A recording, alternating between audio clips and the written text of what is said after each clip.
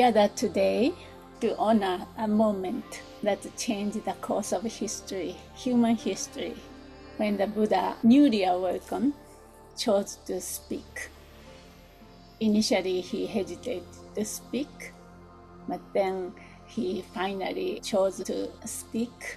And we celebrate one of the most precious days in the Buddhist calendar called Chokol Duchen. Chu means Dharma, doctrine. Kol means turning, circle, turning the wheel of the Dharma. Duchen means du means time, chen means great time. So there are few duchens in the Tibetan calendar. So this is one of those duchen, great days. The day that the Buddha turned the first wheel of the Dharma for the first time, he taught. Today we're going to have a lot of fun stuff as well, slideshow and so forth, discussion. So anyway, after his great awakening under the Bodhi tree, as you know, the Buddha remained silent for some times. He said, okay, what I realize is like a nectar, cure everything, but it's very difficult to grasp.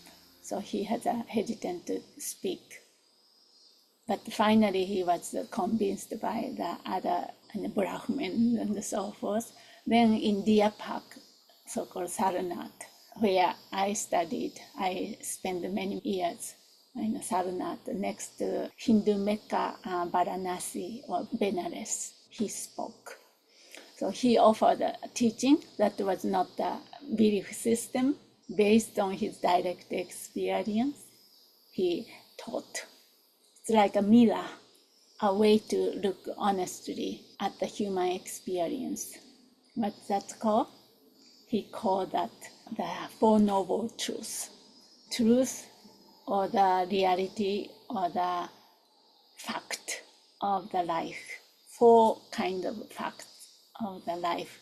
For the areas, the noble ones.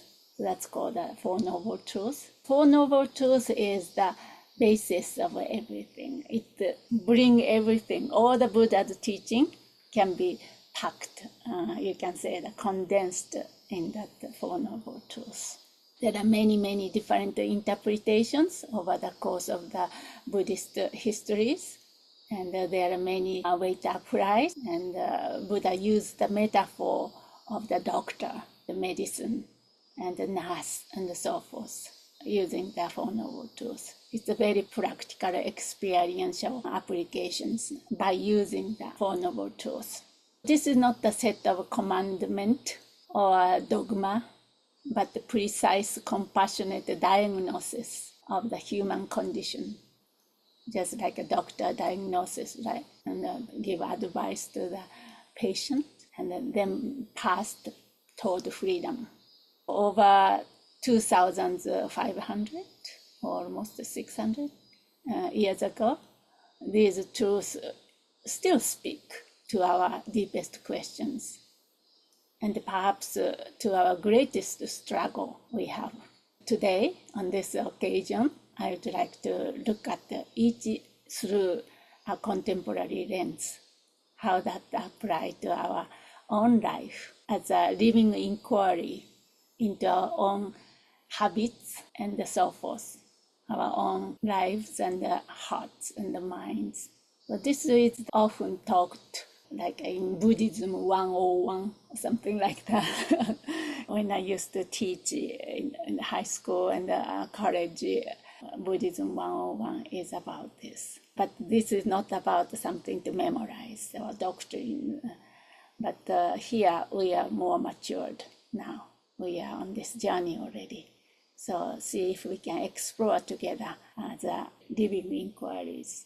Let's do a short guided meditation. What do you think? To apply this Four Noble Truths, which is still shining like a medicine, real juicy medicine to cure our struggles and our lives.